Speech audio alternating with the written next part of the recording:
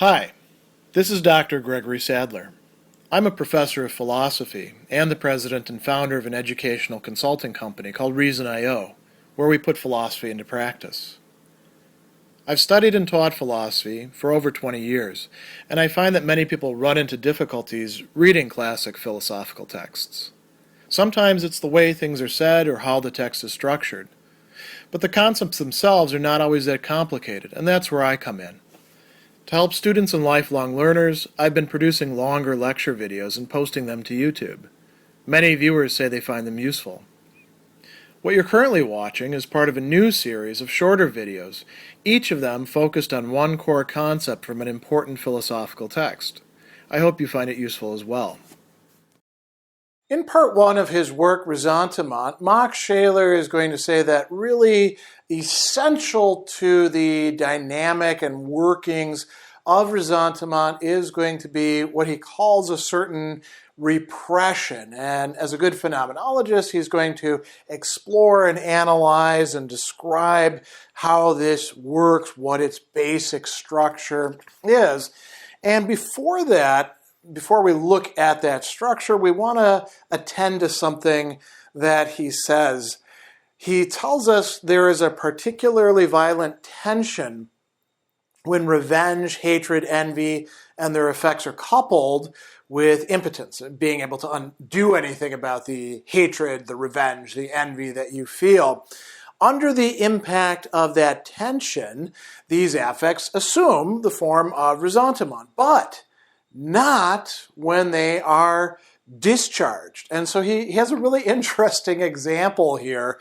Parliamentary institutions, even when they harm the public interest by hampering legislation and administration, are highly important as discharge mechanisms for mass and group emotions. So we can think about this in our own time, not just political institutions, but let's call it the court of public opinion and social media.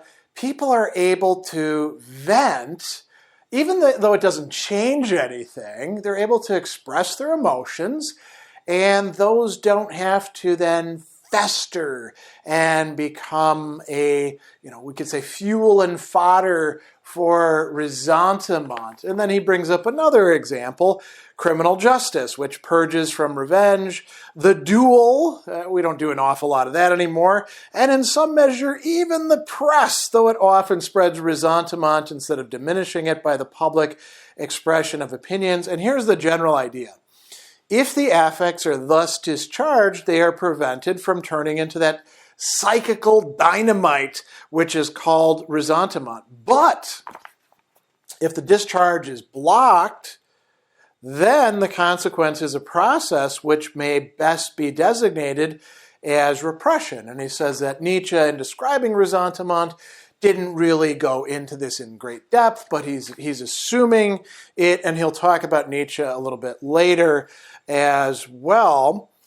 So he tells us what are these repressive forces. So part of it is a feeling of impotence, and we've talked about this already in looking at earlier portions of the text. He talks about an awareness of inability accompanied by intense depression. So could be depression of body, could be depression of mind or psyche, something that Nietzsche in fact does talk about in the third treatise of the genealogy of morals in relation to ressentiment and nihilism as well. But Scheler is highlighting this feeling of impotence. So you got to have that, and you got to have affects going on, and then you have to have some other feelings as well that are causing some trouble here. Well, what are they? He says that fear, anxiety, and intimidation.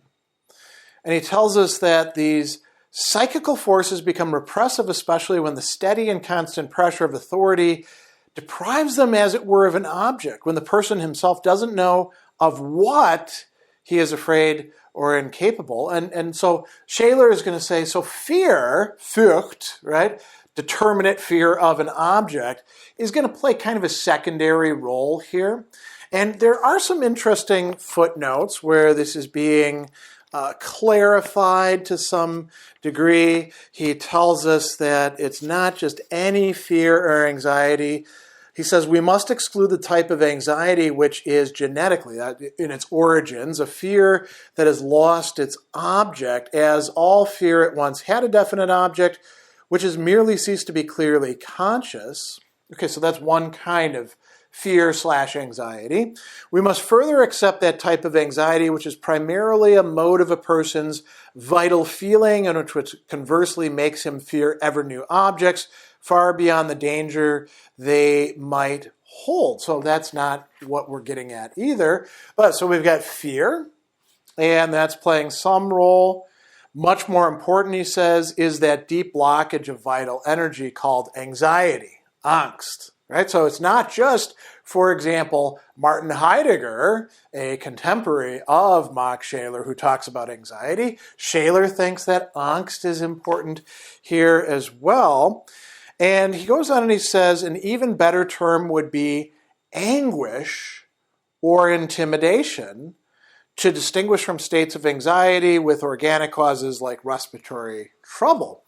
And the terms that he's using there, that we're translating by these English terms, anguish and intimidation, Verängstigkeit, right? So a intensification of angst, right? Verängstig, and then the state of it, height, or intimidation, ein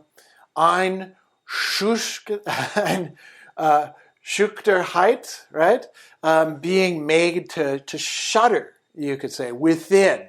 That's what's happening with intimidation. So it's not just an act of intimidation, it's the feeling of being intimidated, we could say. And so he says, what do these do? All of these begin by blocking the active expression of the affect. So you feel envy, you feel hatred, you feel a desire for revenge, but you cannot do what you want to do because you feel fear or anxiety or anguish or intimidation. So at first you've got kind of like a conflict of different emotions. The one keeps you from being able to do what it is that you desire to do to another person, but they continue by removing these affects from the sphere of consciousness. So the individual or group ceases to be clearly aware of their existence. They still feel them on some level, but it's not articulate, it's not conscious anymore. And then finally, he says, the nascent impulse of hatred, envy, or revenge can no longer even cross the threshold of consciousness. You are still feeling it, but you don't know what you're feeling, and you're not sure why you're feeling it. And it only comes out in sort of covert ways. Then there's something else that happens that's really quite important here. It's going to lead to what he calls the poisonous mass, right? The mass of previously repressed emotions attracts and assimilates the new affect. Each earlier repression facilitates and accelerates the continuation of the process. So by the time that a person could possibly be aware of it or diagnosed with it, it's been going on for a while. It's not something that we see happen just once and we're looking at a single case of it. It's messy, you could say. Then he talks about the components of repression. And so he says, first, there's the repression of the original object of an emotion. So the emotion is what you feel. The object is what you feel it towards. I am envious towards this person. I want to take revenge on this person. I hate that person. I would like to see that person suffer, malice or spite or something like that.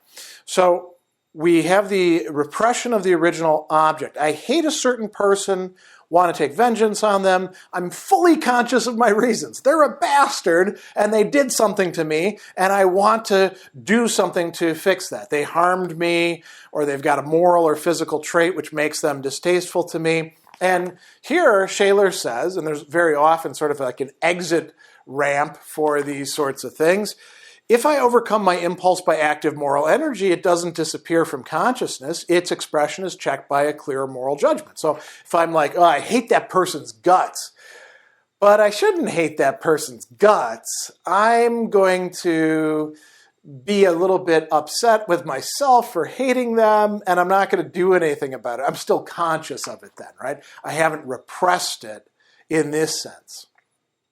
So he says, if on the contrary, the impulse is repressed. So instead, I hate that person's guts, but I'm scared to act on it. It's not that I won't act on it because I recognize it's beneath me to do that, or it's not a good thing, or it's foolish on my part. I'm just like, well, I would do something, but I don't want to get in trouble, and I don't know who's watching me. That's the difference, say, between fear and anxiety, right? Or I've been pushed down a lot of times. You're not going to retaliate. Don't you raise your voice to me. Don't you look at me that way, or I'm going to crack you in the head, right? That could be intimidation. So that produces repression. And so he says, if the impulse is repressed, it becomes more and more detached from any particular reason and at length from any particular individual. So first it might come to bear on any of my enemy's qualities, activities, and judgments, and on any person, relation, object, or situation which is connected with him in any way at all. Scheler uses the words radiating. The impulse radiates in all directions. So I can't directly retaliate against this person, but maybe I can say, well, they're one of those dirty people that I don't like. And I don't like that whole class or group or whatever of those people. And this is how people do, in fact, become filled with ressentiment, don't they? So then he says, at last it may detach even from the person who injured or oppressed me. And then it turns into a negative attitude towards certain apparent traits and qualities, right? A general sort of attitude, a general negativism, a sudden, violent, seemingly unsympathetic, systematic, and unfounded rejection of things, situations, or natural objects whose loose connection with the original cause of the hatred can only be discovered by a complicated analysis. If you want to know why somebody who's that far gone hates this weird thing over here, you got to actually do some depth psychology or some journaling or whatever it's going to be. And so he says that this is where the phenomenon of class hatred comes from. Any appearance, gesture, dress, or way of speaking which is symptomatic of a class suffices to stir up revenge and hatred, or in other cases, fear, anxiety, and respect. So, people who were in a lower class treated you in a way that you didn't like, they humiliated you, you weren't able to retaliate against them, and you start to repress it. Now you hate all those low-class bastards. Or the rich people treated you like crap, and you wish that you could take revenge on them, but you're unable to. And every time that you try to do it, you get batted down yourself. After a while, you just hate all the richies and everything that goes along with them.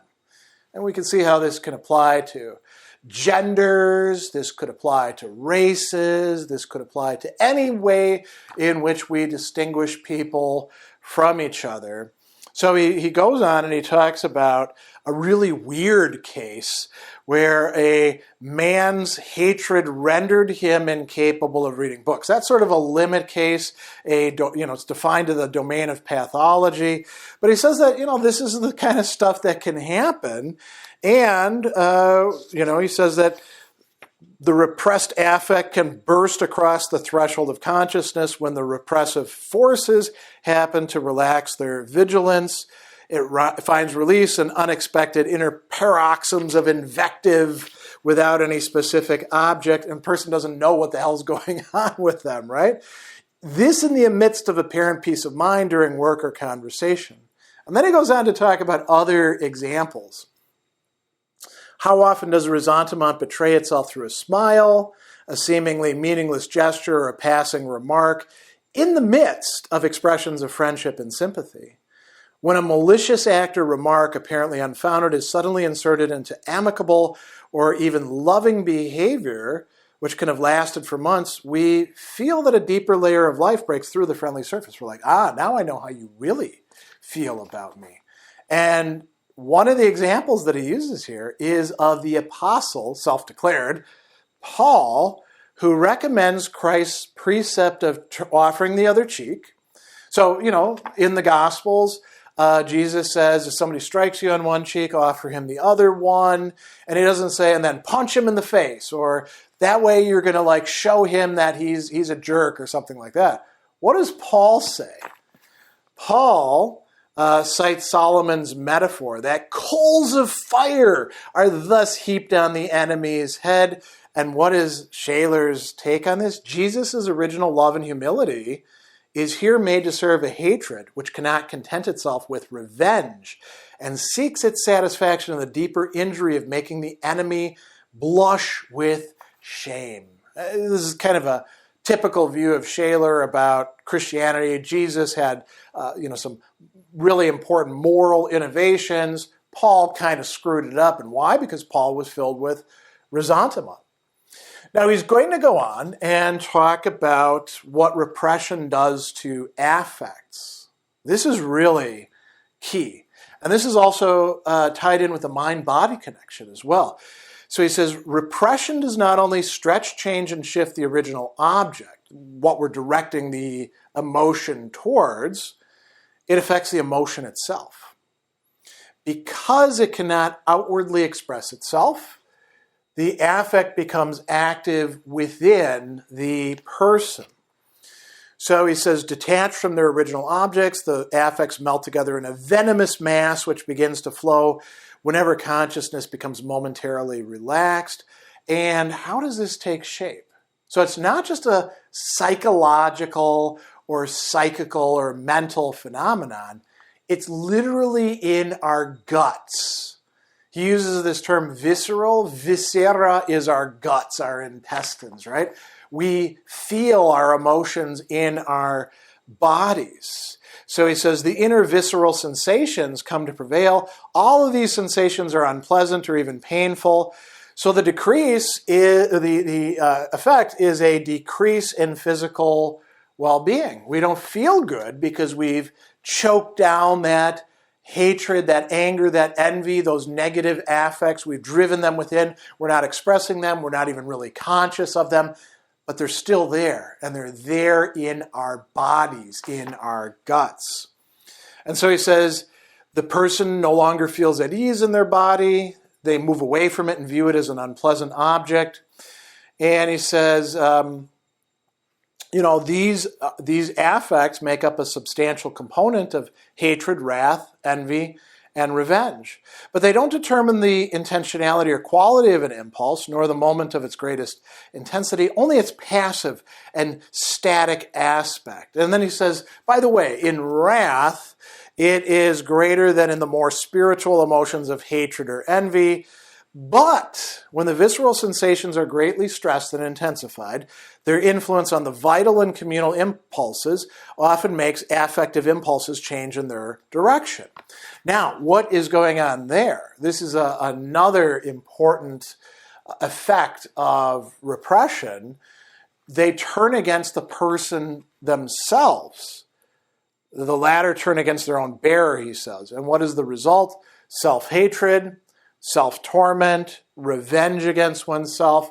And here he brings up Nietzsche again, and he says Nietzsche wanted to try to explain bad conscience in this way, and what he means there, he's actually referencing the Genealogy of Morals, treatise number 2, saying the warrior is blocked in the expression of his impulses and now attacks himself. And Scheler says, well, that explanation is unjustified. But what Scheler is saying here is exactly what Nietzsche is saying in the 3rd treatise about these affects and turning inward as well, primarily through the herd and the figure of the priest, right? And he says, even if Nietzsche is not completely correct about this, the state of affairs described by Nietzsche does exist. And interestingly, who is he going to bring up? Blaise Pascal, who in this very same treatise, Scheler's going to say, by the way, he's right about the order of the heart and reasons of the heart and all that sort of stuff. But he does think that Pascal was, as he calls him, a man filled with ressentiment as few others, who succeeded with rare art in hiding the fact and in interpreting it in Christian terms, saying the self is hateable, le moi est haïssible, right? So, he's viewing Pascal, maybe that's why Pascal died early, right, as subject to this. And we see that this repression is actually quite complex when we look at how it works. It's not just, well, you feel something, somebody doesn't let you feel it, now you've got ressentiment. No, there's a whole bunch of different factors working here, and it's something that develops within a person over time, and of which they're not really fully aware. They would need, now Scheler's not a psychoanalyst, right? Psychoanalysis is already on the scene by the time that Scheler is writing this, but you would need something kind of like that. Now, is psychoanalysis the only way? No, spiritual direction did that. Looking at one's actual affects and emotions and thoughts, as you find in, say, cognitive approaches, that would also be a possibility as well. But it's going to be pretty complicated, isn't it? This structure of repression as it works into and fosters ressentiment.